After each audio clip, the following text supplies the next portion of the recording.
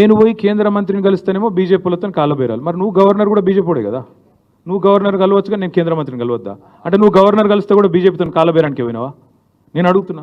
BJP governor నిన్నమన్నట్టు దాకా BJP మంత్రి కదా త్రిపురలో, మరి ఆయన కూడా బీజేపీడే కదా, బ్లడ్ అయితే అదే కదా, మరి ఆయన కలిసి ఈయన కూడా కాళ్ళబేరానికి పోయినట్ట? అయ్యా, అదానీని కాళ్ళు ఎందుకు మొక్కిరు చెప్పుర్రి. అదానీ కాళ్ళు మొక్కి మీరు ఈడీ రైడ్ల సంగతి ఏందో చెప్పు. అది చెప్పు భయ్, నా మీద ఏ ఎంక్వైరీ చేస్తావు వేసుకో.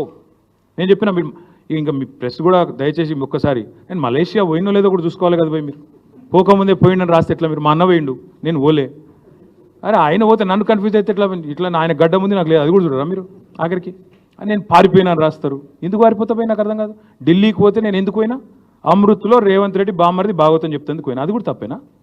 పక్క బామ్మర్దుల భాగవతాలు, అల్లుళ్ళ భాగవతాలు, రేవంత్ రెడ్డి గారి అన్నదమ్ముల భాగవతాలు, కొండల్ రెడ్డి, తిరుపతి రెడ్డి, జగదీష్ రెడ్డి, అనుముల కుటుంబం యొక్క కుంభకోణాలు, గొలుగూరి కుటుంబం కుంభకోణాలు, ఇవన్నీ బయట పెడతానే ఉంటాం. మీరు రాస్తూనే ఉండరు. దయచేసి మీరు రాసుడు బంద్ చేయకూరి.